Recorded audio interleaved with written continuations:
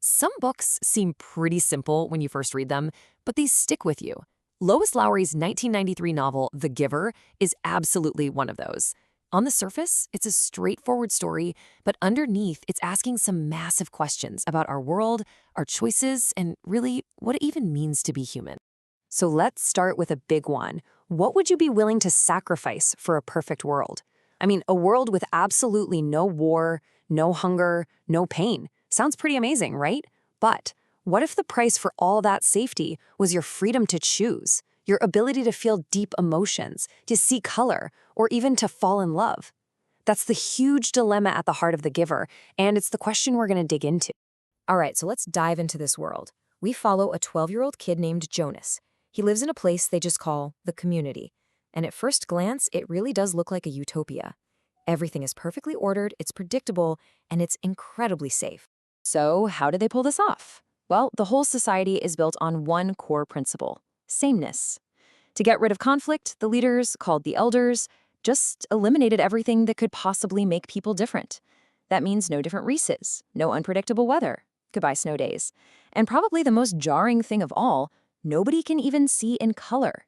The whole world is grayscale. And here's the deal they made.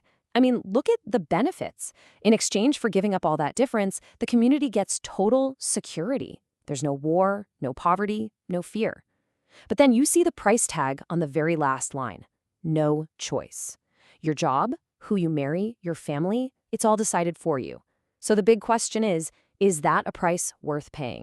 The whole story really kicks off at this huge event in every kid's life, the ceremony of 12. This is basically their version of a career day, but a whole lot more permanent. It's where their lifelong job, their assignment, is announced to everyone.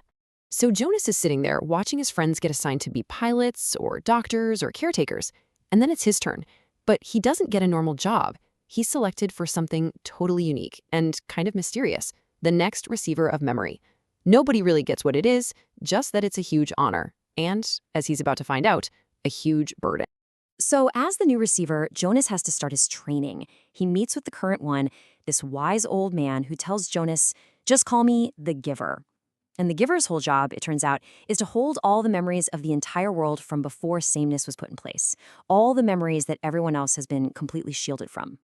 And this is where Jonas's world gets completely turned upside down. Imagine living your whole life in black and white, and then suddenly someone gives you the experience of the color red. Or you've only ever known flat, climate-controlled land, and then you feel the wind and the pure joy of sledding down a snowy hill. It's a total sensory explosion. But it goes so much deeper than just colors and feelings. In his world, family units are scientifically put together, and any strong emotions are literally dulled by a daily pill.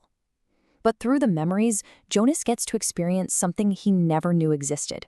Real, messy, powerful family love. The warmth of having grandparents, and for the first time it hits him just how much his community has actually lost. And this really gets us to the heart of the whole book. What Jonas starts to figure out is that you can't have true happiness without the possibility of pain. They're two sides of the exact same coin. This ability to feel everything, the good and the bad, is what it's all about. It's what makes us human. Okay, so as Jonas gets more and more of these memories, he starts to see the cracks in his perfect little world. He realizes that the peace and quiet of the community isn't just built on ignorance. It's built on some really dark and terrifying secrets. And the biggest, most horrifying secret of all is what release actually means. All his life, Jonas thought it was this gentle, happy ceremony where people, like the elderly, were sent to elsewhere. But no, the Giver shows him a recording of a real release. It's lethal injection, it's euthanasia. And they use it on the old, on babies who aren't perfect, and on anyone who breaks the rules too many times. Now here's the really chilling part. The elders running the show, they're not mustache-twirling villains. They genuinely believe they're doing the right thing, that they're protecting everyone. But because they've wiped out memory and emotion, they've created a system of power that has zero empathy. They can't feel the weight of their decisions. They're morally blind. And you can really see this in the main characters, right? Jonas is that spark of conscience waking up to the truth. The Giver is the one who has to carry the crushing weight of all that knowledge alone. And the elders, they represent that incredibly dangerous mix of good intentions and total, utter ignorance. So once you know what Jonas knows, there's just no going back. He can't live in that lie anymore. He and the giver come up with this crazy, desperate plan for Jonas to escape the community. They believe that if he leaves, all the memories he's been given will flood back into the minds of the people, forcing them, finally, to face reality. And this brings us to the famous ending, which people still argue about today. As Jonas is fleeing, he's cold, he's starving, he's at his limit, and then he sees lights in the distance, and he thinks he hears music. So is he actually finding a new, real home? Or is it all just a hallucination as he freezes to death? The book never tells you. It leaves it up to us to decide. But really, no matter how you interpret that ending, Jonas's journey proves the book's central point. If we don't know our own past, the good, the bad, and the ugly, we have no way to make good decisions about our future. We can't tell right from wrong. Memory isn't just about feeling nostalgic. It's the bedrock of morality itself. And that leaves all of us with this final, powerful question. The giver is really holding up a mirror to our own world. We all try to avoid pain, right? Of course we do. But at what cost? Is a life that's perfectly safe and comfortable but totally painless, is that a full life? Or is it the struggle, the joy, the heartbreak, and the freedom to choose that truly makes life worth living?